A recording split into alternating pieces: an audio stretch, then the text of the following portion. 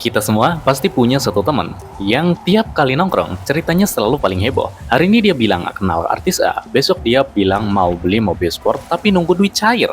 Lusa dia cerita habis berantem sama preman pasar sendirian. Awalnya lo percaya, lama-lama lo mikir, ini orang kok hidupnya kayak film action ya? Seru banget. Tapi pas lo cek faktanya, kosong, nol besar. Di tongkrongan kita nyebutnya tukang wadol. Atau itu mungkin dari bahasa Sunda ya, si hobi ngewadol. Tukang kibul, gede omong. Tapi pertanyaannya, kenapa sih mereka kayak gitu? Apa untungnya bohong soal hal-hal yang nggak penting? Duit nggak dapet, piala juga nggak dapet. Nah, di video ini gue bakal kasih tahu alasan sebenarnya kenapa ada orang yang hobi ngewadol. Dan gue kasih tahu lo sekarang. Ternyata mereka itu bukan sekedar pembohong. Mereka itu sakit.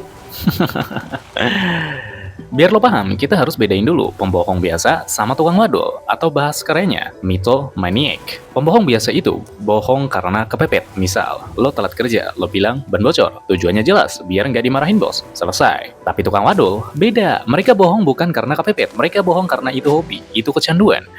Mereka bisa bohong soal apa aja, soal menu sarapan, soal harga sepatu, soal silsilah keluarga, padahal nggak ada untungnya.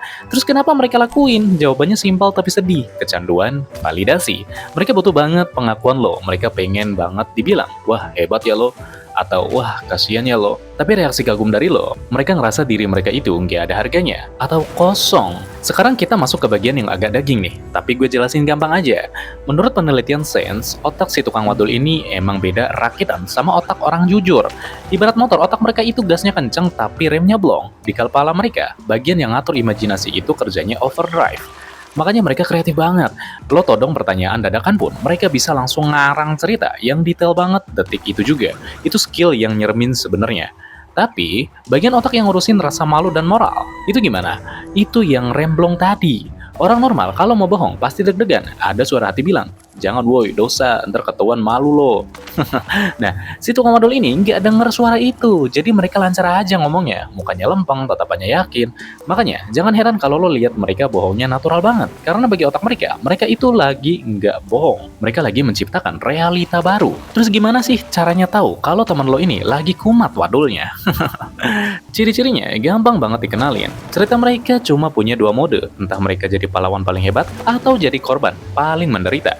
Nggak ada tuh ceritanya biasa aja, hidup mereka harus drama. Detailnya berubah-ubah. Coba lo tanya cerita yang sama minggu depan. Pasti ada detail yang ganti. Hari ini bilangnya ketemu di mall A. Minggu depan bilangnya di cafe B. Karena mereka ngarang. Mereka sering lupa skripnya sendiri. Dia itu pasti marah kalau misalkan ditanya. Ini yang paling kelihatan. Kalau orang jujur ditanya detail, mereka jawab santai. Tapi kalau tukang wadul, lo tanya, masa sih? Kok beda sama yang kemarin? Mereka bakal langsung ngegas marah, tersinggung. Lo nggak percaya sama gue. Itu taktik biar lo diem dan gak nanya-nanya lagi. Jadi bro, kalau lo punya teman rekan kerja atau bahkan pasangan yang kayak gini, gue punya satu saran. Jangan didebat, percuma. Lo nggak bisa ngalahin imajinasi mereka pakai logika. Makin lo debat, makin jago mereka ngarang alibi baru.